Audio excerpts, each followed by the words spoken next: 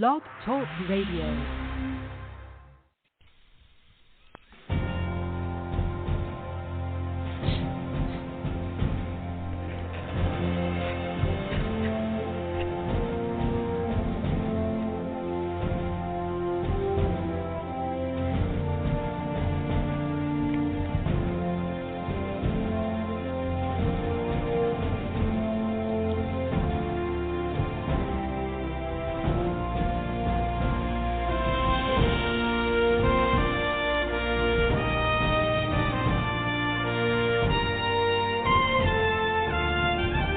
Welcome, ladies and gentlemen, to the Medlock Post radio show. This is where we educate, entertain, enlighten, and empower. The views and opinions on the Medlock Post radio show are those of the host and guests. They are not necessarily the views and opinions of Blog Talk Radio, Spreaker.com, its corporations, affiliates, or any other podcast streaming services. Thank you for joining the show today, and here is your host, Richard G. Medlock. Greetings, ladies and gentlemen. This is your host, Richard G. Medlock. Today is August 24th, 2022, and episode 42 is the second principle of the United States Constitution. Now, This will be a very educational program to help us understand how the Founding Fathers knew that it will take a religious and moral society to receive all the fruits of the Creator's freedoms blessed upon the people. Now, before we get into that, I want to apologize for yesterday's program. We had a bunch of technical issues. We had Diane Canada here from Lady Up America. The show was going very well, and just things started falling apart on her end, on Blog Talk Radio's end, and so have no fear, folks. She will be here Friday morning, August 26th at 8:30 a.m. Note that time, 8:30 a.m. live. And we would love to have some callers, and we are scheduled to go the full 2 hours to catch up. We had some great conversations. We have a lot of notes, and I actually have the recording that I'll go back and take some notes from to stay on the track that we were on yesterday. So I do apologize. We're just not sure what happened. I reached out to Blog Talk Radio, haven't heard back from their support department yet. All right, but before we go there, let's look at some items that need our attention to further understand how far our government and society have drifted from the founders' vision. Now, this isn't part of that, but on today's date, August 24th, 79 AD, Mount Vesuvius erupted, destroying the city of Pompeii. So a little bit of history there, folks. Alrighty, I want to talk about the gangsters of eight. And yes, I call them gangsters of eight. The media is calling them the Gang of Eight, a so-called bipartisan gang of eight, gangsters of eight. They request access to the documents seized in the Trump raid. Why do they want to do that? What's up their sleeve here? It's probably the same thing that's up the sleeve of Merrick Garland and Director Wray of the FBI. They want to look at these documents. The Senate Intelligence Committee Chair Mark Warner, Democrat Virginia, and Vice Chair Marco Rubio, Republican Florida. And yes, don't let that surprise you about Rubio. He does not like Trump.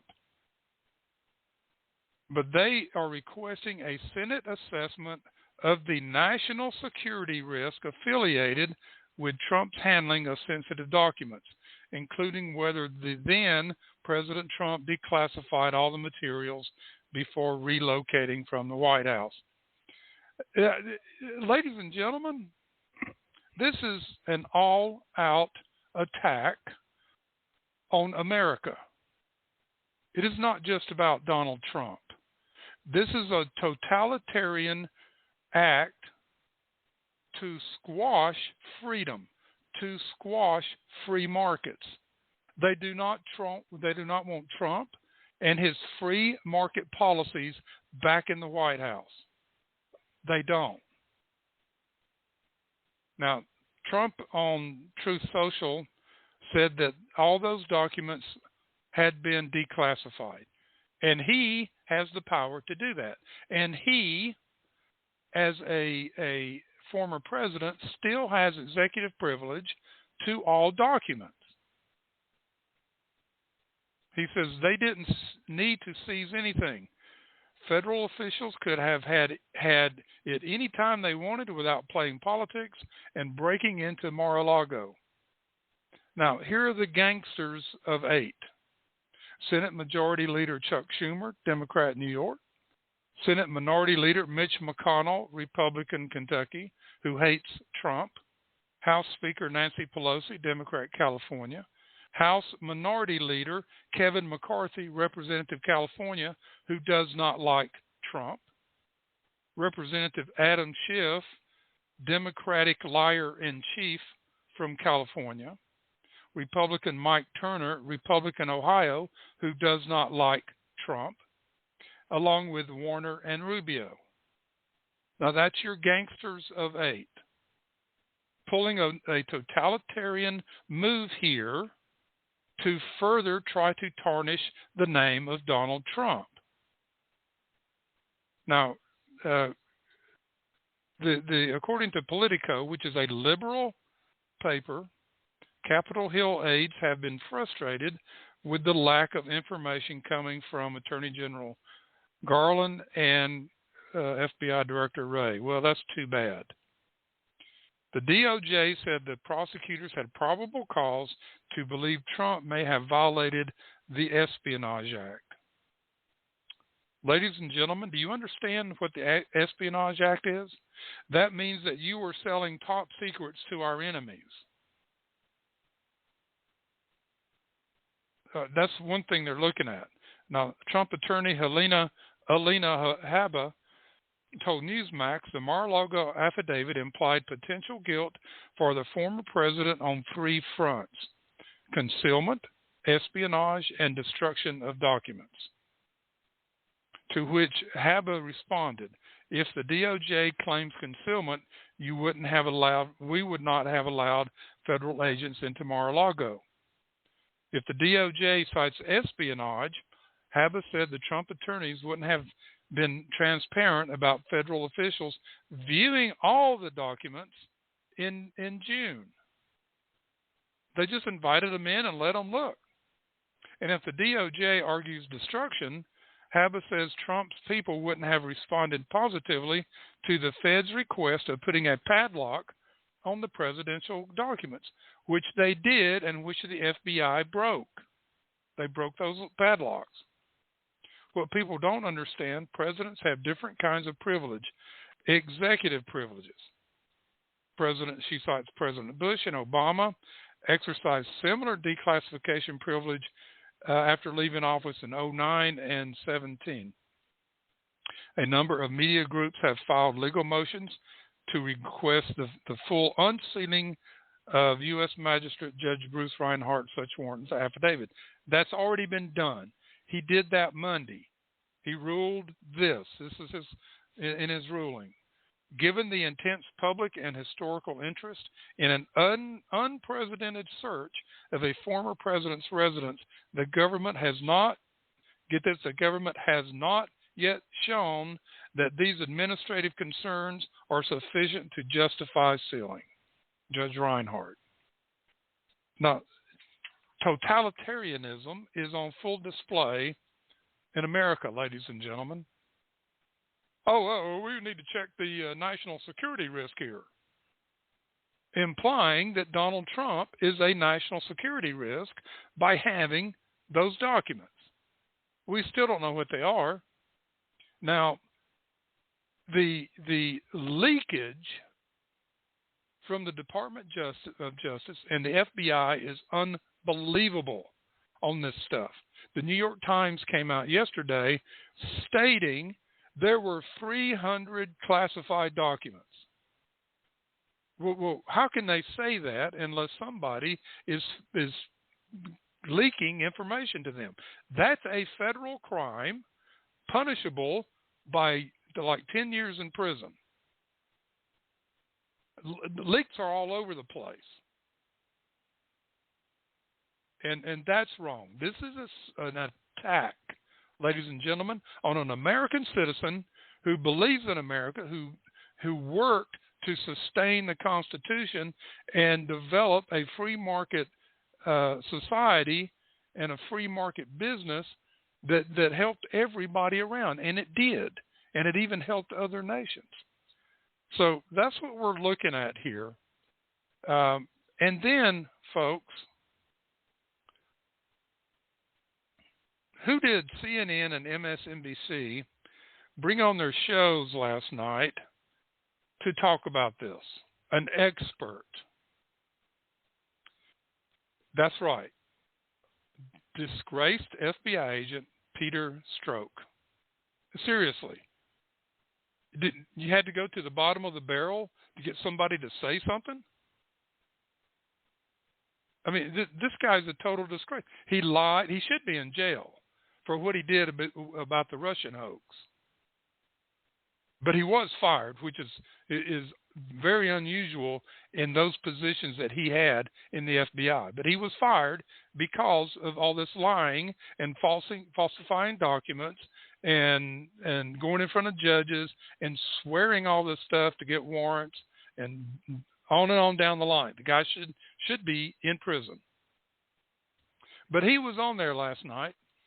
Oh, he's going to use these documents to blackmail people. He's going to use these documents to do this. He's going to use these documents to do that, and on and on.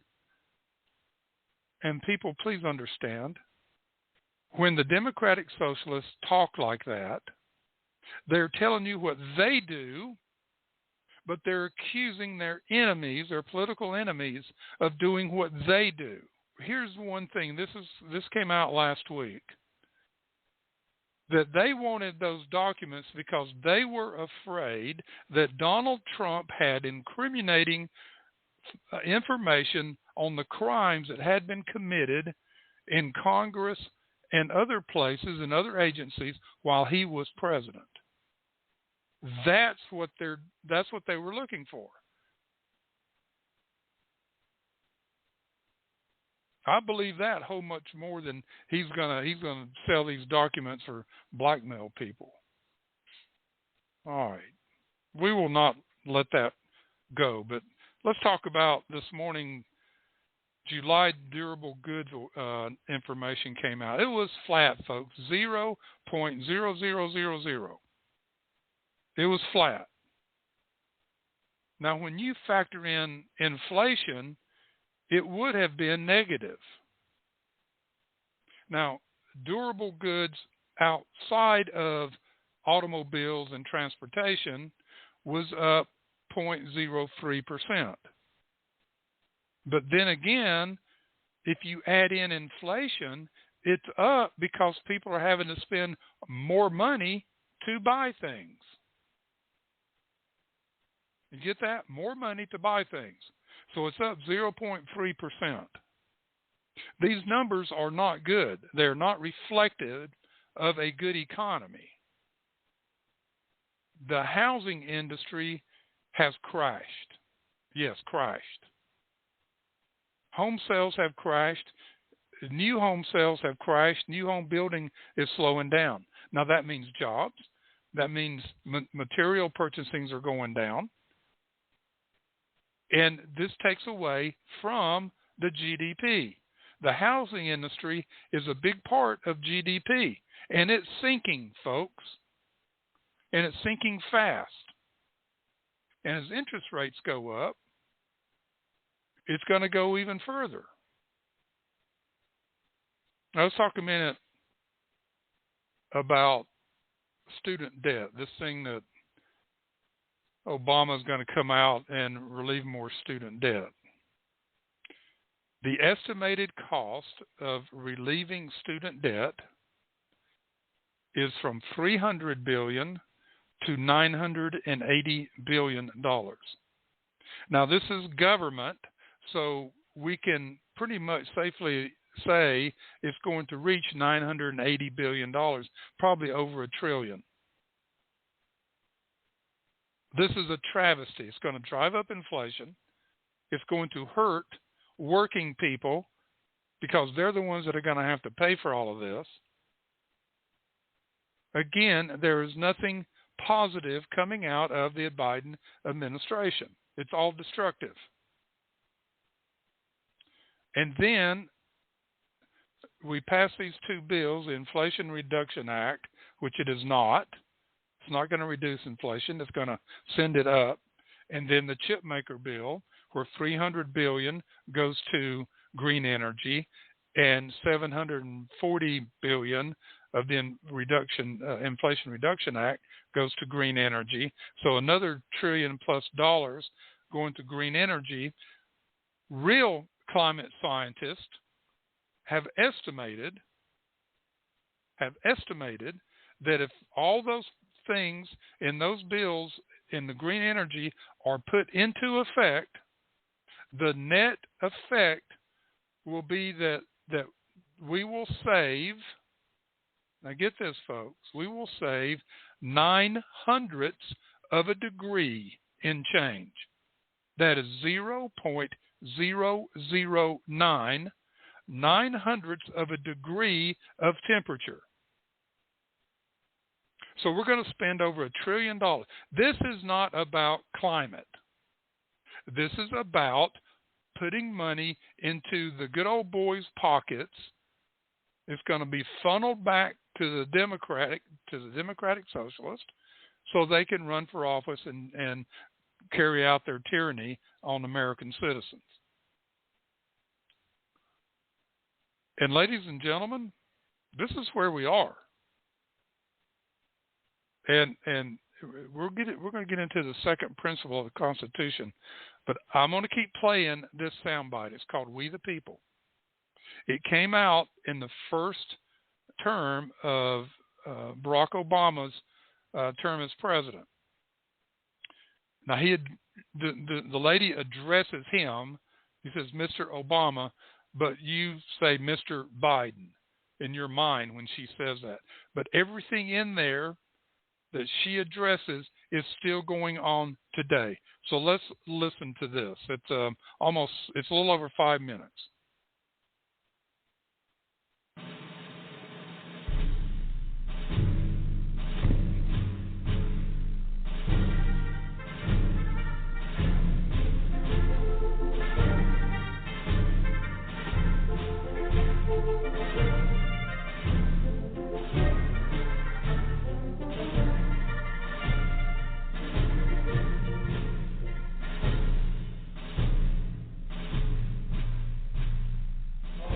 Dear President Obama, we, the people, have stated resolutely we reject your vision for our country.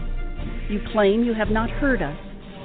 We, the people, have assembled across America resisting your efforts to subvert our Constitution and undermine our liberty. You claim you have not seen us. Since you have not acknowledged our message, let us here present it once more. For if, as President Wilson said, a leader's ear must ring with the voices of the people, the time has come.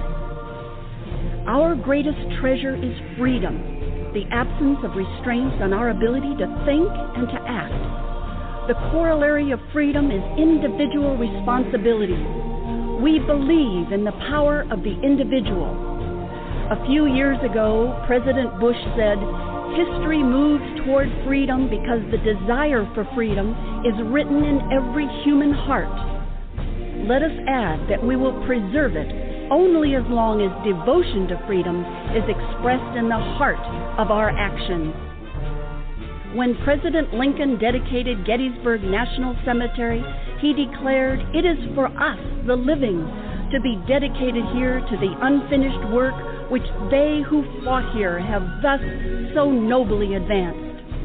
That unfinished cause for which our soldiers willingly go to battle and for which so many have given their lives is a free United States of America. It has been nearly 150 years, and the work President Lincoln spoke of is not finished. In fact, that work will never be finished. Freedom is the capacity for self-determination. It is not an entity, but a condition, and conditions change. Freedom can expand, yet so can it contract. You promised change when you took office, Mr. President, but subjugation is not change we wanted or will accept. You have expanded government, violated our Constitution, confounded laws, seized private industry, destroyed jobs, perverted our economy, curtailed free speech, corrupted our currency, weakened our national security, and endangered our sovereignty. By compromising our nation's cultural, legal, and economic institutions, you are ensuring that our children will never achieve the same quality of life as we enjoy today. Through generational theft, you are robbing the unborn of opportunity. This is not acceptable, not in America. We did not become a strong nation through hope, but rather through self-reliance. No one better understands the relationship between individual achievement, dignity, and strength than our armed forces. Through every war, our soldiers have held this nation's destiny in their hands. They have not failed us. They cherish freedom enough that they are willing to die for it. Our duty to them and to ourselves is to treasure freedom enough to live up to it. We accept the challenge, Mr. President. That is why we are assembling across the land to deliver our message to you as often and in every way we can. Dismiss us at your political peril. Our great nation is a republic. We will not accept tyranny under any guise. Your policy to redistribute the fruits of our labor is statism and will not be tolerated. By our honor, Mr. President, we vow forever to resist coercive government in America. Patriots will not stand silent as you attempt to dismantle the greatest nation on earth. We, the people, will defend our liberty. We will protect our beloved country, and America's exceptionalism will prevail. God bless the United States of America. Sincerely, we, the people. That is amazing. And I think the Tea Party put that out in 2010. And I'm going to keep playing that, ladies and gentlemen. We need to hear that over and over. Yes, we're being subjugated. Yes, our schools are being destroyed. Businesses are being destroyed. Taxes are going up. Our military is being weakened. We're being weakened around the world. And we, the people, can put a stop to this. We're the ones that can do this. And like I said, I'm just going to keep playing that over and over to remind you. That's what we're at. Okay. The second principle of the United States Constitution is a virtuous and moral people. Now you're sitting there and say, Richard, you talk a lot about this. Yes, I do. And you're going to understand why as we go through this. And this is taken from the book 5,000 Year Leap by Cleon Skousen, the best book I've ever read on the Constitution. I've gone through several of them. I wear them out. A free people cannot survive under a republican constitution unless they remain virtuous and morally strong. Modern Americans have long since forgotten the heated and sometimes violent debates which took place in the 13 colonies between 1775 and 1776 over the issue of morality. Isn't that interesting? For many thousands of Americans, the big question of independence hung precariously on the single, slender thread of whether or not the people were sufficiently virtuous and moral to govern themselves. Now, that's a great question, ladies and gentlemen. Are we sufficiently virtuous and moral to govern ourselves? Now, I'm sure in your head, you're asking that question. You're looking at things in today's world and saying, do we have enough virtuous and moral people to accomplish that? And I'm sure some of you are sitting there out of Washington, D.C. We don't. And that's probably a correct assumption, because they have become a law unto themselves. Government was generally referred to as republicanism, and it was universally acknowledged that a corrupt and selfish people could never make the principles of republicanism operate successfully. Ben Franklin wrote, quote, "Only a virtuous people are capable of freedom. As nations become corrupt and vicious, they have more need of masters." Unquote. Do you hear that? Let me repeat Benjamin Franklin. Only a virtuous people are capable of freedom. As nations become corrupt and vicious, they have more need of masters. Because what they do is they give away their right of freedom, because they give away their virtue and morality. George Washington later phrased the American Constitution as the palladium of human rights, but pointed out that it could survive only so long as there shall remain virtue in the body of the people. We need to remember these words, and we need to dwell on these words. They affect everything we do in our life, whether you're religious or not religious. I have many friends that don't go to church. They don't belong to a church. They weren't really raised in a church. But ladies and gentlemen, they're good people. They obey the law. They try to do what's right. They have good families. They love their children. They love America. Some have served in the military and are proud of it. So these are things we need to look at on a daily basis in how it's affecting what's happening to not only ourselves and our families, but to America.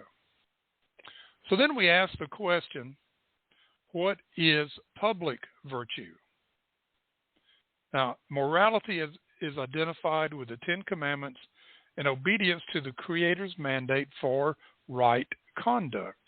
But the early Americans identified public virtue as a very special quality of human maturity in character and service, closely akin to the Golden Rule. That is, do unto others as you would have them do unto you. Now, as we look at right conduct, I did an episode a while back. It's titled Natural Law. And it's Cicero's natural law, which the founding fathers followed very closely. And natural law is the law of the Creator that cannot be changed. So a modern historian epitomized it this way, quote, "In a republic, however, each man must somehow be persuaded to submerge his personal wants into the greater good of the whole. This willingness of the individual to sacrifice his private interests for the good of the community, such patriotism or love of country, the 18th century termed public virtue. The 18th century mind was thoroughly convinced that a popular-based government cannot be supported without a virtue." So all of a sudden, the discussion is about morality and about virtue. A declaration on virtue and morality is declared to gain freedom from a tyranny of the king. And all of a sudden, this is becoming a discussion in the colonies.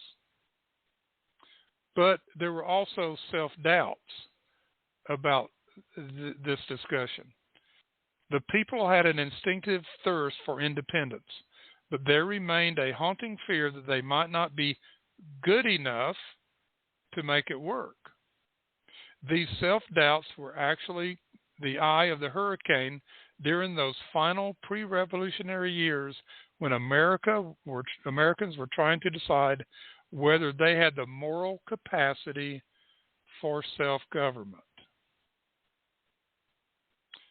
Isn't this interesting that as we look at what's going on in the colonies, as they're looking at breaking away from the King of England, who was tyranny up and down, was making up all these laws to benefit him, but not the colonists, and they wanted freedom from that, but they were also looking at the fact, are we good enough to govern ourselves? Can we do that? Now, great names of later years were among those doubters in the pre-revolutionary days. John Jay, Robert Morris, Robert Livingston, and even John Dickinson were among them. Their doubts gradually diminished as their patriotic indignation was aroused by the harsh and sometimes brutal policies of the British Crown.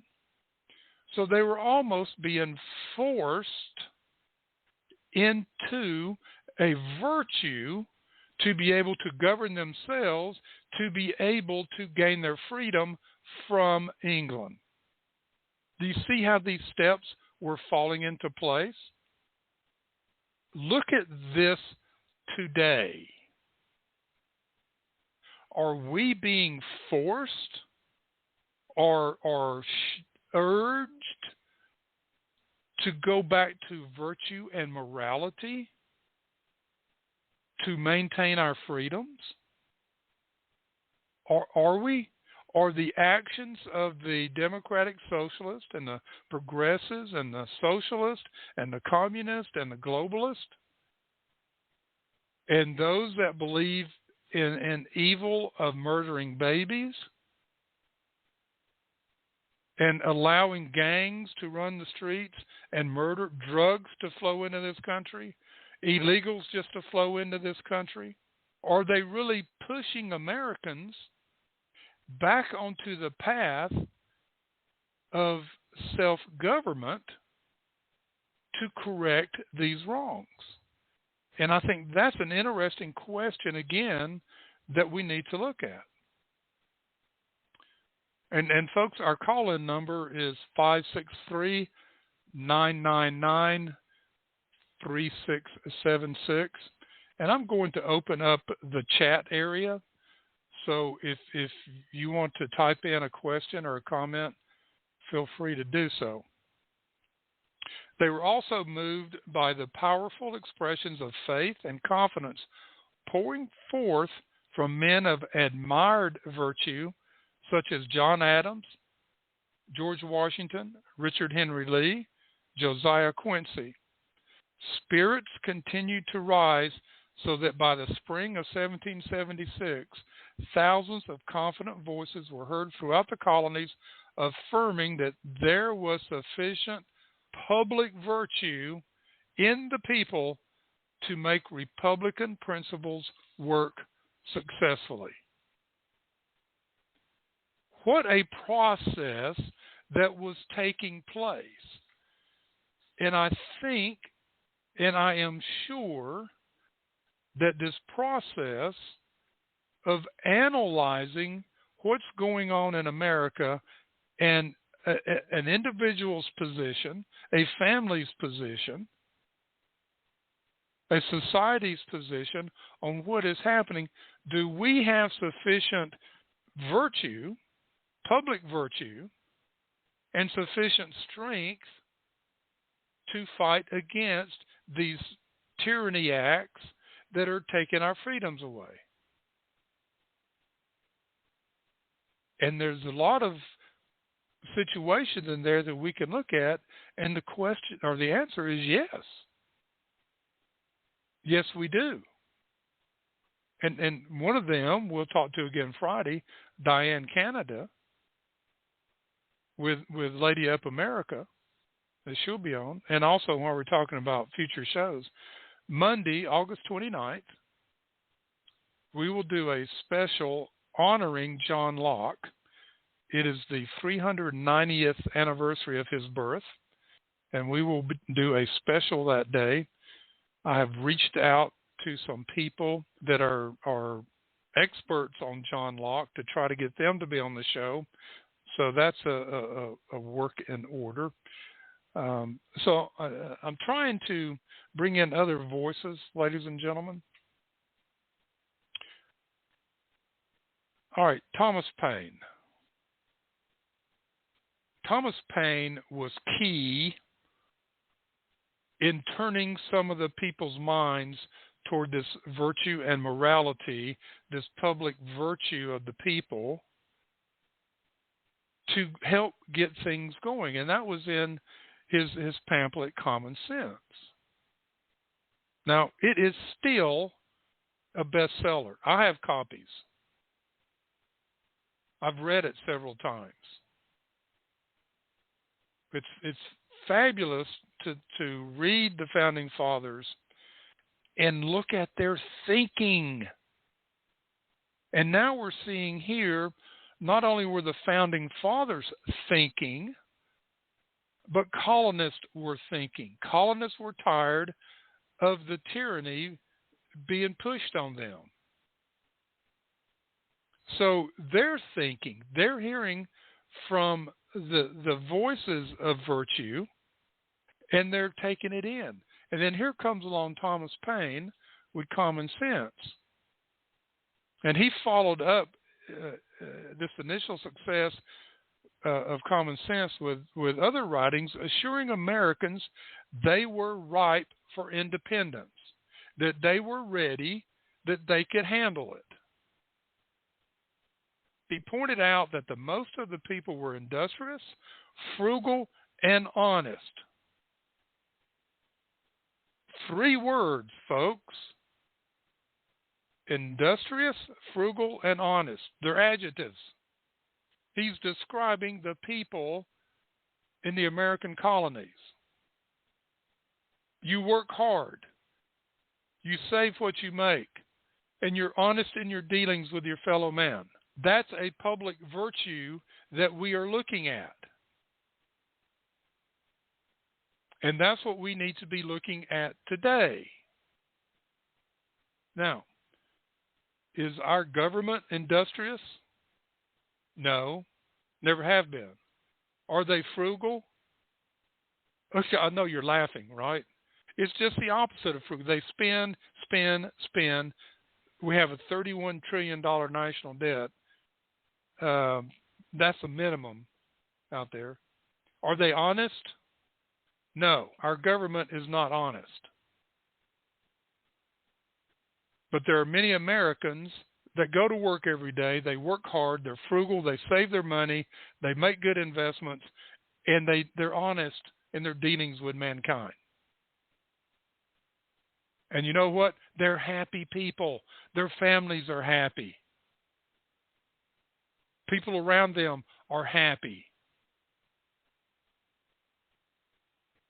Thomas Paine also added that few Americans have been corrupted with riches the way people had been debilitated in Europe, where all they wanted was luxury, indolence, amusement, and pleasure. Let me say that again. Let me go over that again. Thomas Paine added that few Americans had been corrupted with riches the way people had been debilitated in Europe, where all they wanted was luxury, indolence, amusement, and pleasure. Again, adjectives. Luxury, indolence, amusement, and pleasure.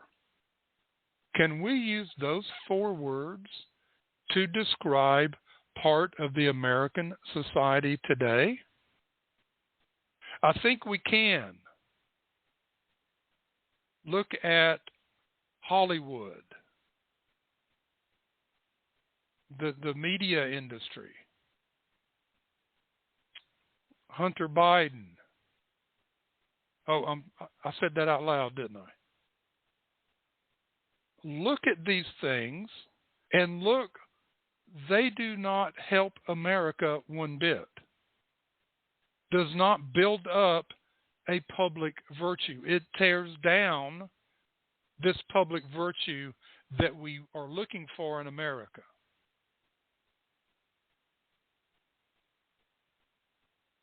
Furthermore, Thomas Paine added, there was a spirit of equality and public virtue unheard of in other nations because the people of America are a people of property. Almost every man is a freeholder. Do you understand that?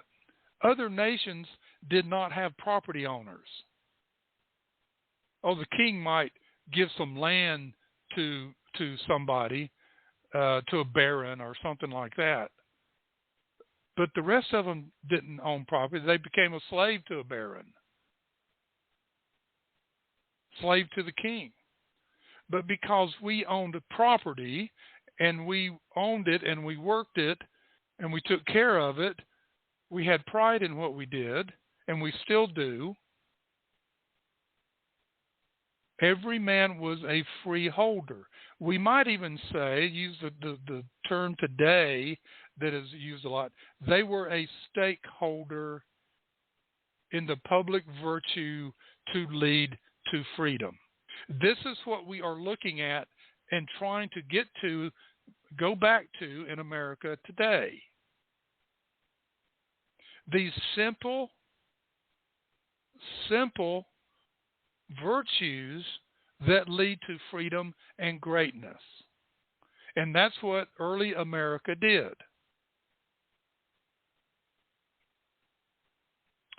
Nevertheless, there were many newspapers in New York, Boston, Philadelphia, and Charleston, and that's Charleston, South Carolina, which printed numerous letters pointing out dramatically and gruesomely the deficiencies of American society in many serious aspects. This self-examination over a period of several years resulted in a remarkable reform movement which spread up and down the entire Atlantic seaboard. This self-examination, even though they were being hammered by the major media, the newspapers, which was the only media they had, but through self-examination and thinking and putting two and two together and coming up with four, a reform movement to public virtue which would lead to self-government, which would lead to freedom, was taking hold, as it says, up and down the entire Atlantic seaboard, which was most of the colonies. You see what was happening? This is a reform movement that has started in America today. Yes, this self-examination and this reform movement has started today. Up with America, the Federalist Society, the Atlas Society, the 5,000-Year Leap Society. There are organizations that have formed and are forming. The American Bible Project to put Bibles back into schools. Service projects. We heard Monday from Kathy Larson and Terry Feet about the JustServe.org initiative to get people in the community serving each other out of love,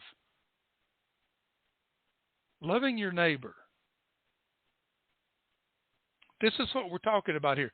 This is what was going on in the colonies in 1775 and 1776. which led to a public virtue, which led to the strength of self-government, which led to freedom. Isn't that what we want? Or do we want to sit back and have a master tell us what to do and how to do it and when to do it? And there are too many of those people in the United States, depending on the government, to be their support and their mind. They do not want to think. It's too challenging for them.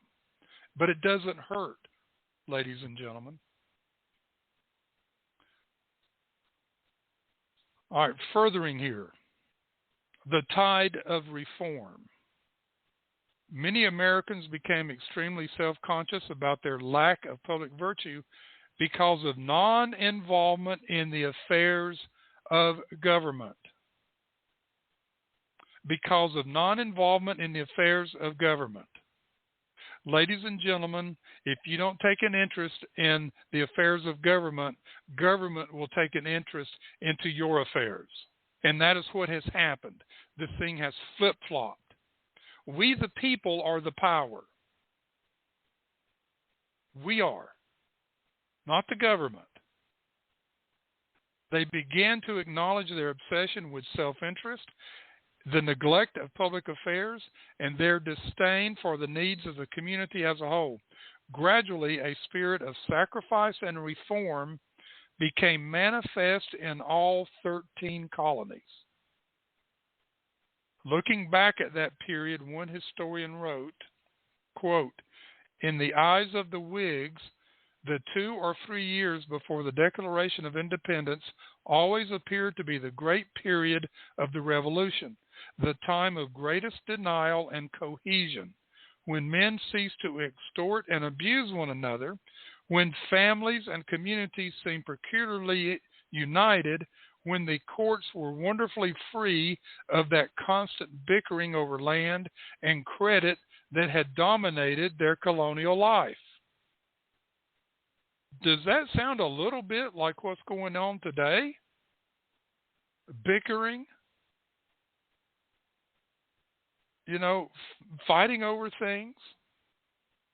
And then the courts changed, the people's changed, and they started uniting as one. America, folks, this is how it was created.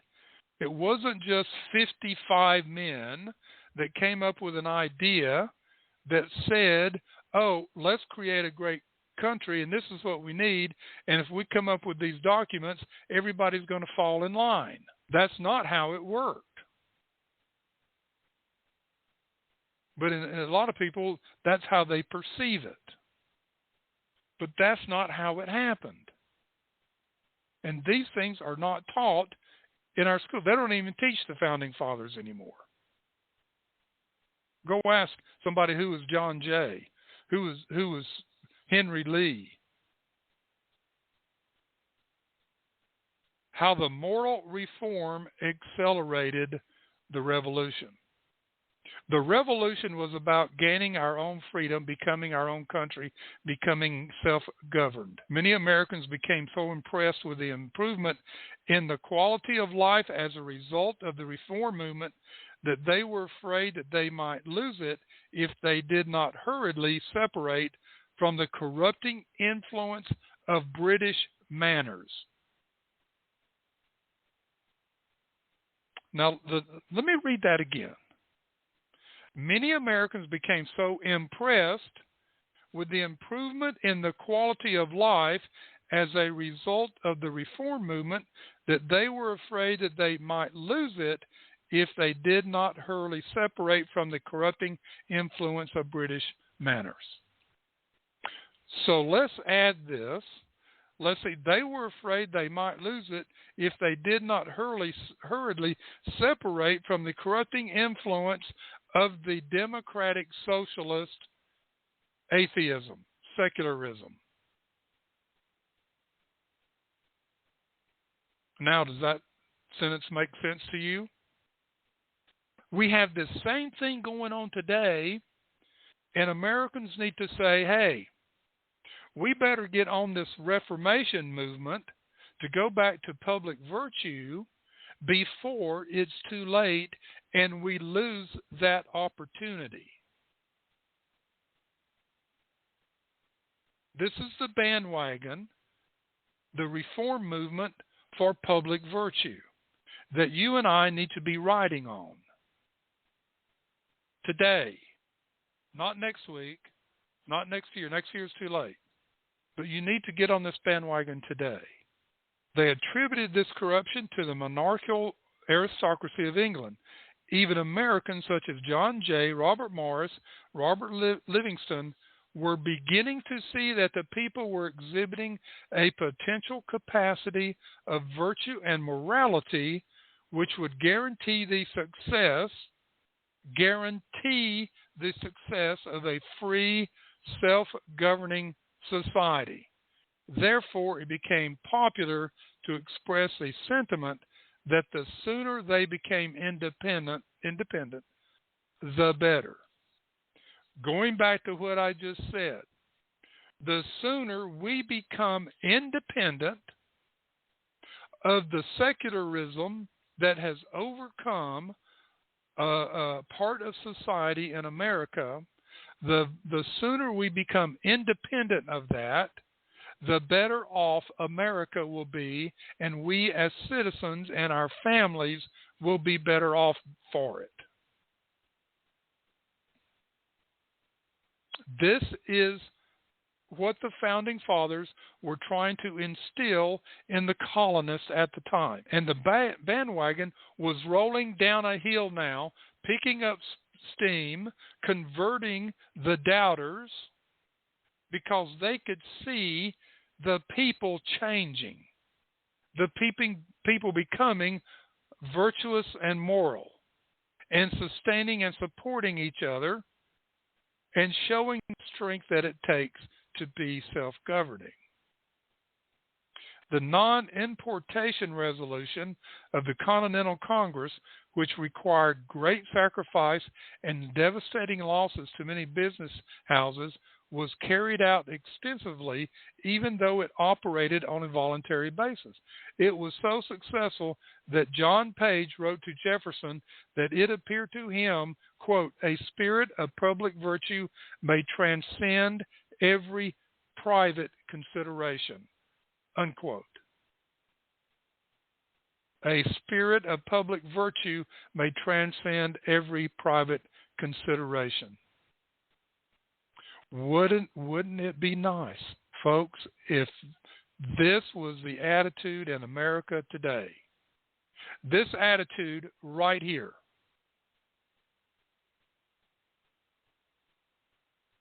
Young James Madison gloried in the atmosphere of national purpose, saying that quote, a spirit of liberty and patriotism animates all degrees and denominations of men. A spirit of liberty and patriotism moves people in the right direction, no matter your denomination, no matter your faith, and men will move toward it. It will become a magnet to men or mankind. It was in this climate of reform and commitment that Americans saw themselves sublimating and improving their social consciousness to the point where the continuing presence of British manners did indeed seem to be a threat to the new reform. So let's change this. It was in this climate of reform and commitment that Americans saw themselves sublimating and improving their social consciousness to the point where the continuing presence of the democratic socialist manners did indeed seem to be a threat to the new reform. Today, we should be doing the same thing the colonists were doing. Gordon Wood relates it this way. By 1776, it became increasingly evident that if they were to remain the kind of people they wanted to be, they must become free of Britain or democratic socialist. The calls for independence thus took on a tone of imperativeness, only separating from the British monarch and instituting republicanism. It seemed could realize the social image the Enlightenment had drawn of them. So by us separating ourselves from this secularism, this democratic socialism that has permeated in America, we can bring back the Enlightenment of republicanism. We are a republic, folks. We're not a democracy. And bring that back into the people to desire the freedom that God has given us. British influence was already taking its toll. One alarmed American wrote, quote, "Elegancy, luxury, and effeminacy began to be established," unquote. Here's that, the elegance and luxury. Here's these words again. We heard them earlier.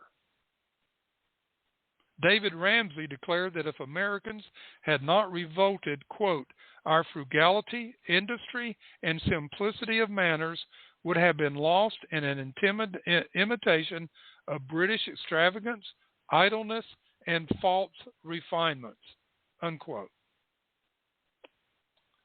Our frugality, industry, simplicity of manners would have been lost to the secularism and democratic socialist movements. We don't need that anymore. We need to turn this tide the other way. This needs to stop. All right. The lessons of history. It is only in this historical context that the modern American can appreciate the profound degree of anxiety which the founders expressed concerning the quality of virtue and morality in their descendants. They knew that without these qualities, the Constitution they had written and the Republican system of government which it provided could not be maintained. Quality of virtue and morality in their descendants. That's you and I, folks. You and I. As James Madison said, "Is there no virtue among us? If there be not, we are in a wretched situation. No theoretical checks, no form of government can render us secure. To suppose that any form of government will secure liberty or happiness without any virtue in the people is a chimerical idea. If there be sufficient virtue and intelligence in the community, it will be exercised in the selection of these men, so that we do not depend upon their virtue or put confidence in our rulers, but in the people who are to choose them." The founding fathers understood that. They could see the future because they had seen it in the past. They had studied Greek and Roman history. They had studied other histories. The Babylon civilization that crashed and burned, and other civilizations that they knew of, where a monarchy, a king, or a group of tyrants ran a country always failed. And this is what we are fighting today. And of course, Thomas Jefferson said, virtue is not hereditary. And he is correct. It has to be instilled in our children and our children's children. And we've talked over and over how this has been pulled out of our society through the secularists, who are the democratic socialists. Take God out of society, and what do you have left? You have chaos. you have division, you have fear, you have hatred, and you have violence. Virtue has to be earned, and it has to be learned. Neither is virtue a permanent quality in human nature. It has to be cultivated continually and exercised from hour to hour and from day to day. The founders looked to the home, the school, and the churches to fuel the fires of virtue from generation to generation. So let's look at those three: the home, the school, and the churches. The home should be where all of this is learned and taught.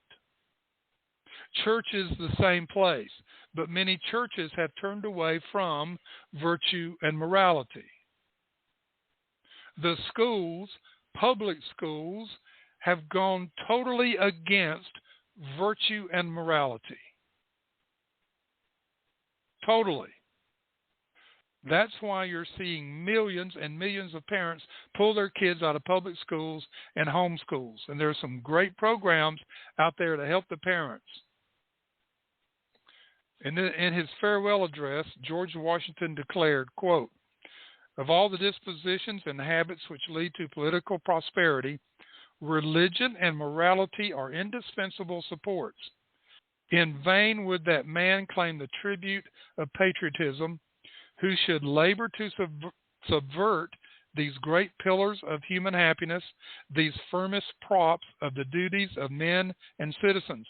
Let it simply be asked, where is the security for property, for reputation, for life, if the sense of religious obligation desert the oath which are the instrument of investigation in courts of justice? And let us with caution indulge the supposition that morality can be maintained without religion. Whatever may be conceded to the influence of refined education, reason, and experience both forbid us to expect that national morality can prevail in exclusion of religious principles." His words in his farewell address. These words are true today, as you have seen, as I have taken them and applied them to life in America today. Benjamin Franklin stressed the point and added how precious good teachers are. And I mean good teachers, not those that are following the woke template just to keep a job, but good teachers that love their students. He said, quote, "I think with you that nothing is of more importance for the public well than to form and train up youth in wisdom and virtue. Wise and good men are, in my opinion, the strength of the state, more so than riches or arms," unquote. And then he further says, "I think also that general virtue is more probably to be expected and obtained from the education of youth than from the exhortations of adult persons. Bad habits and vices of the mind being, like diseases of the body, more easily prevented in youth than cured in adults.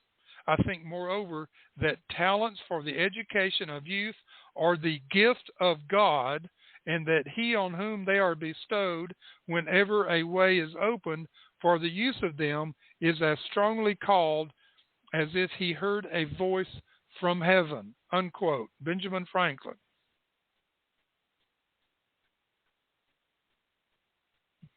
These are words from men that understood so much, that were inspired by our Creator.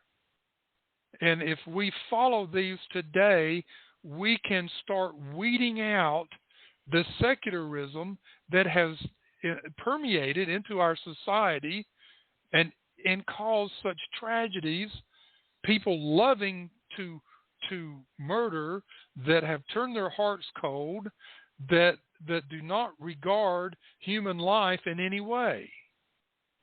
And we need to turn that around. I think we have time Or do we? I don't think we do. I was going to play a soundbite. I'll have to play it another time because it's almost 5 minutes and I need to carry on with this. Okay, ladies and gentlemen, back to the 5,000-year leap. A warning from the founders. Yes, they left us a warning. So their words are just as good today as it was when this country was founding. At the conclusion of the Revolutionary War, Samuel Adams, who was sometimes called the father of the Revolution, wrote to Richard Henry Lee, quote, "I thank God that I have lived to see my country independent and free. She may long enjoy her independence and freedom if she will. It depends on her virtue," unquote. John Adams pointed out why the future of the United States depended on the level of virtue and morality maintained among the people. Quote, "Our Constitution was made only for a moral and religious people. It is wholly inadequate to the government of any other," unquote. It's inadequate because if you give away your virtue and morality as an individual or a family or a society, then masters will take over your life. And masters can come in different forms. Samuel Adams knew the price of American survival under a constitutional form of government when he wrote, quote, "The sum of all is, if we would most truly enjoy the gift of heaven, let us become a virtuous people. Then shall we both deserve and enjoy it. While, on the other hand, if we are universally vicious and debauched in our manners, though the form of our Constitution carries the face of the most exalted freedom, we shall in reality be the most abject slaves," unquote. Ladies and gentlemen, they gave us a warning. They told us if we get off the path of virtue and morality, that we will become slaves of many different forms. And we have seen that over the last 120 years in the United States. And secularism has been a big part of that movement off the path of virtue and morality. Now, it's interesting, we can ask this question: what is the key to preserving a virtuous nation? Well, interesting question, and you might have to answer this yourself. What is the key to preserving a virtuous nation? Since the quality of virtue and morality in the character of a nation is the secret to survival, one cannot help but wonder if there is some special ingredient which is fundamentally necessary to provide the greatest assurance that these qualities of our national life will be preserved. Well, think about those questions. Think about how we today in America are going to preserve and bring back a virtuous nation. We have many in America that are virtuous and moral, but we need to get on another reform movement like what went on in the colonies to move forward. Now, as we are closing out of time here, the one thing that we need to look at and is, when is Richard on the Medlock post going to give us the answers? or propose things to us that could help us understand these how do we preserve a virtuous nation? Now, overall, we're a virtuous nation. The media doesn't want you to think so, but we are. So in our next, the third principle, might even include the fourth principle. The third and fourth principle of the Constitution, we will discuss these. However, since we have other people scheduled for the next 3 episodes, it will probably be next Wednesday when we discuss that again. So this will give you time to contemplate, look up some things, do your research, buy the book, The 5,000-Year Leap, on Amazon by Cleon Skousen, and read it, study it. I've read it so many times, it's crazy. But we will discuss these things again. We will continue this discussion. So I'm sorry there's going to be a gap in there, but this gives you the opportunity. What is the key to preserving a virtuous nation? The founders gave us answers. You're just going to have to wait for it. And ladies and gentlemen, I think that's going to be all there is today on the Medlock Post.